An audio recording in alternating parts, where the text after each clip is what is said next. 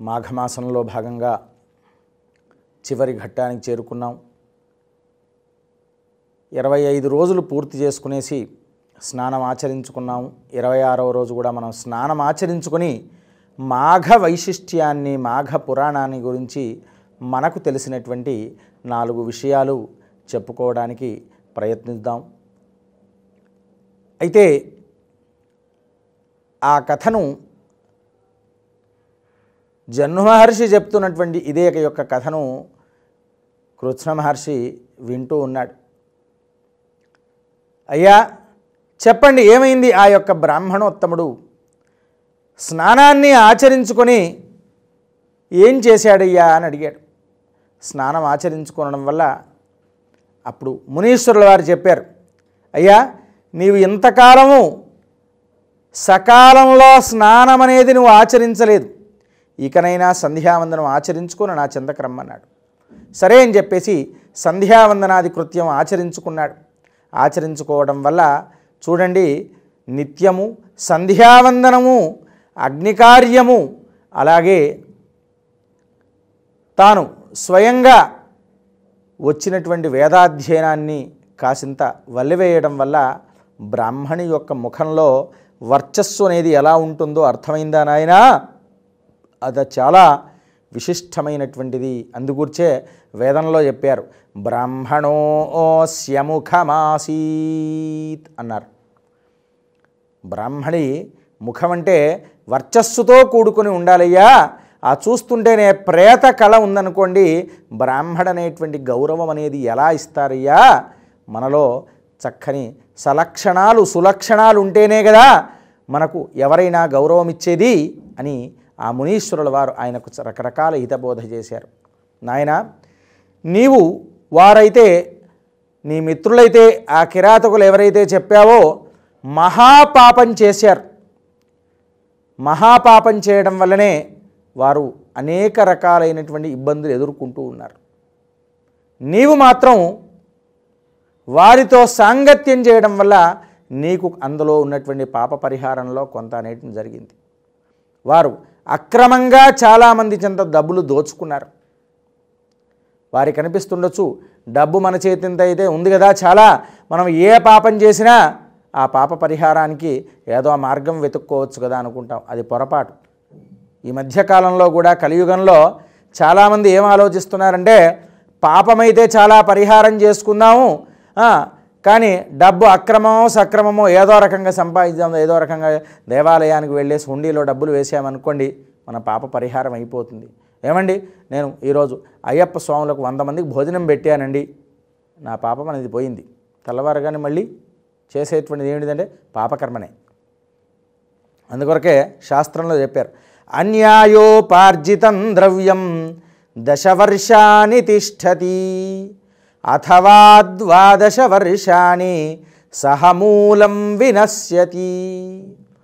అన్యాయంగా సంపాదించినటువంటి సొమ్ము ఎలా ఉంటుందయ్యా అంటే 10 వర్షాని తిష్టతి, 10 ఏళ్ల వరకు చాలా బాగుంటుందండి. ఇంకా వృద్ధి చెందుతూ ఉంటుంది. ఎందుకంటే పాపం అనేది నిండుతూ ఉండాలి కదా. అథవా 12 వర్షాని, ఒకవేళ 12 ఏళ్ళు అయిందనుకోండి, సహమూలం వినశ్యతి, స్వార్జితము, పిత్రార్జితము, అన్యాయార్జితంతో కూడుకొని సర్వం పోతుంది. కనుక అన్యాయము అనేది ఎప్పుడు కూడాను పనికిరాదు. ఈ అన్యాయాన్ని వారు చేసినటువంటి పాపకర్మ, అందులో వారితో సాంగత్యం చేయడం వల్ల ఆ పాపంలో నీకు కొంత పరిహారం అనేటువంటి కొంత పాపం అనేది చుట్టుకుంది. దానికి ముందుగా నువ్వు పరిహారం చేయాలంటే నీకు చెప్తాను మార్గం. తీర్థయాత్రలు 12 సంవత్సరాల పాటు చేయాలి. నీవు తీర్థయాత్రలు చేయడం, నదీ స్నానం ఆచరించుకోవడం, అందులో విశేషించి ఇలా తీర్థయాత్రలు చేస్తున్నప్పుడల్లా ప్రతి సంవత్సరం నీవు మాఘమాసంలో ప్రయాగకు వెళ్ళి 1 నెల రోజుల పాటు ప్రయాగలో ఉండి ఆ ప్రయాగంలో మాధవుణ్ణి దర్శించుకోవడం, నిత్యము ఆ యొక్క త్రివేణీ సంగమంలో స్నానం ఆచరించుకోవడం, ఇలా ఎప్పుడైతే నీవు చేస్తావో అప్పుడు నీ యొక్క పాప పరిహారం అనేది పోతుందయ్యా అని చెప్పాడు. ఆ విధంగా చెప్పేపాటికి ఆ పాప పరిహారం యొక్క మార్గాన్ని అప్పుడు ఆలోచిస్తూ ఉన్నారు.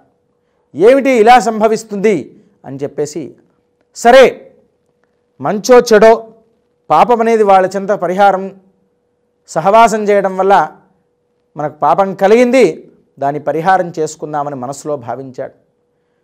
గురువర్య, మరొక ప్రశ్న అడుగుతాను. మరి వారికి నన్ను పంపించారు కదా, వారికి మార్గం ఏమిటి చెప్పండి అని అన్నారు. వారు కూడా నీతో పాటుగా వారు కూడా విడివిడిగా వెళ్ళేసి ఒక్కొక్కరు తీర్థయాత్రలు చేస్తూ 12 సంవత్సరాలు ఇలా పాప పరిహారం చేసుకొని రండి, అప్పుడు వచ్చిన తర్వాత నా దగ్గరికి వచ్చినట్లయితే నేను మీకు మార్గాన్ని చెప్తానయ్యా అని చెప్పాడు.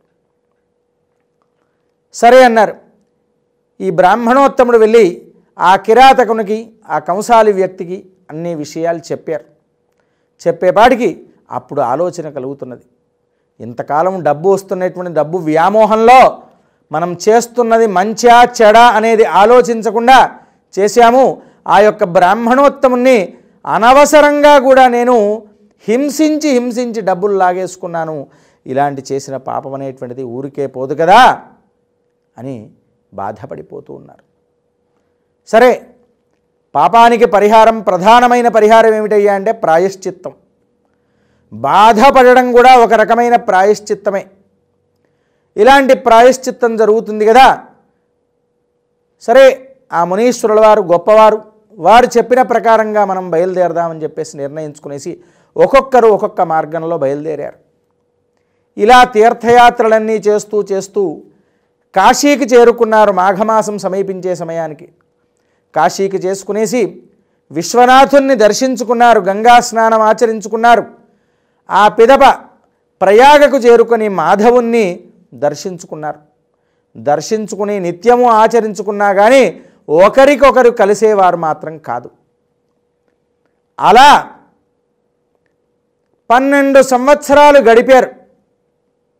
గడిపిన తర్వాత మళ్ళీ ఆ మునీశ్వరుల వారి దగ్గరికి వెళదామని చెప్పి బయలుదేరారు.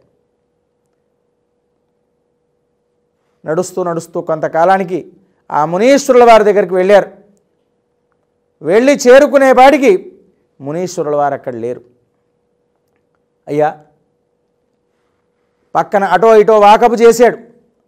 చేసేపాటికి మునీశ్వరుల వారు ఉత్తరాయణ పుణ్యకాలం వచ్చింది కదా, మాఘమాసం పూర్తిగా నైమిషారణ్యంలోనే ఉండేసి తపస్సు చేసుకుంటూ నిత్యము గోమతి స్నానం ఆచరించాలనే ఉద్దేశంతో వెళ్ళారండి అని చెప్పారు.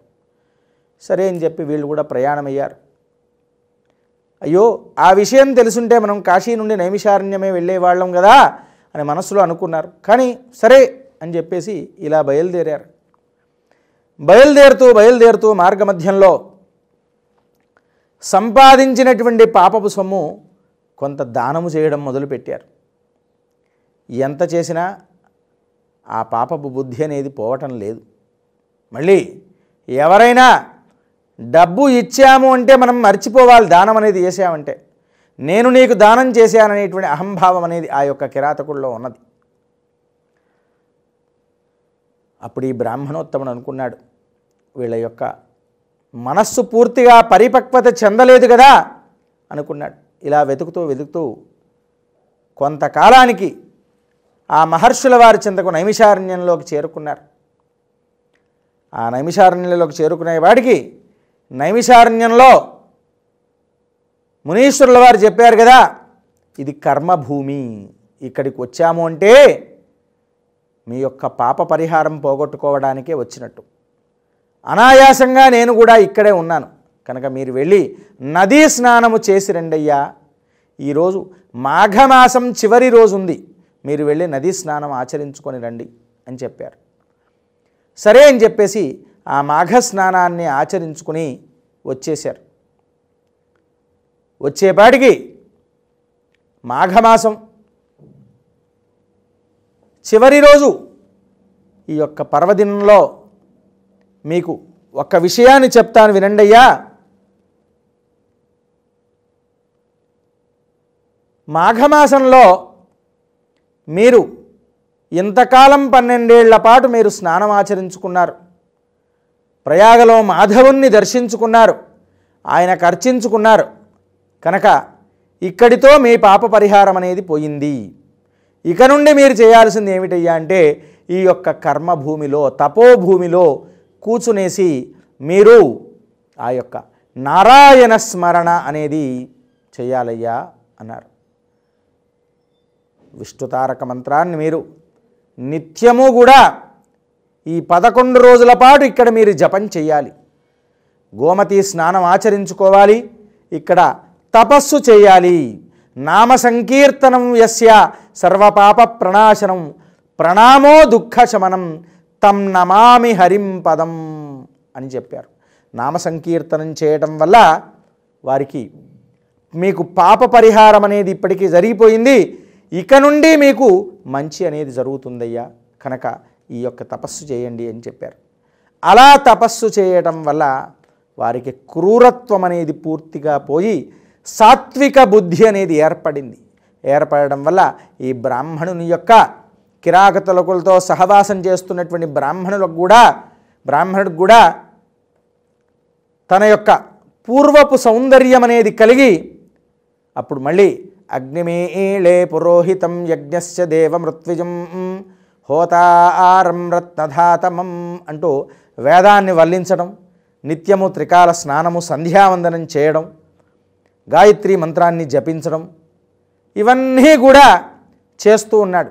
నాయన ఇలా నీవు ఆచరించాలి, ఆచరించినట్లయితే నీ పాపం అనేది పూర్తిగా పరిహారం అయిపోయింది, ఇక మీదట నీకు రాదు, మరలా జన్మంటూ ఎత్తుతే ఉత్తమోత్తమైన జన్మనెత్తుతావయ్యా కనుకనే ఈ యొక్క మాఘ స్నానాన్ని నీవు ఎప్పటికీ కూడా జీవితంలో మర్చిపోకూడదు.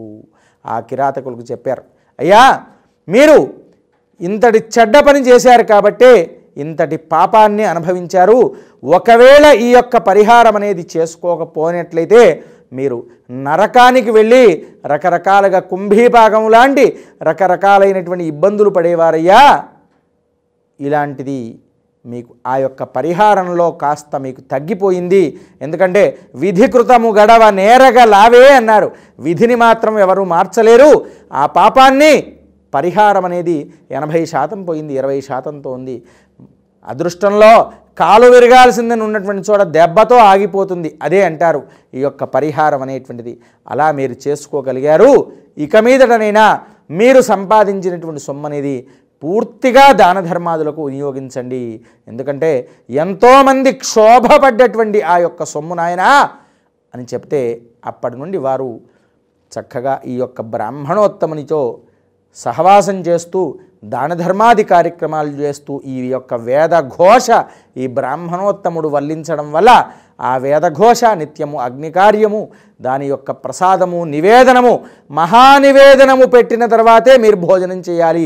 ఆ నివేదన ప్రసాదము తిన్నట్లయితేనే మీలో పాపం అనేది సంపూర్ణంగా పరిహారం అవుతుందయ్యా.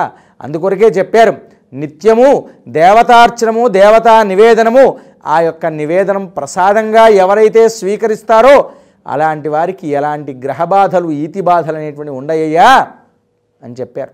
మనం అనుకుంటాం కాస్త ఇబ్బంది పడుతూ ఉంటాం, ఇబ్బంది అనకుండా మనకు కావలసిన పదార్థాలు మనం ఇష్టంగా ఎలా చేసుకొని తింటూ ఉంటామో అలా భగవంతునికి కూడా అదే ఇష్టంగా చేసి పెట్టామే అనుకోండి, భగవంతుడు కూడా మనను అనేక రకాలుగా సౌఖ్యంగా చూడటానికి భక్తవత్సడుగా చూస్తూ ఉంటాడయ్యా అని చెప్పాడు.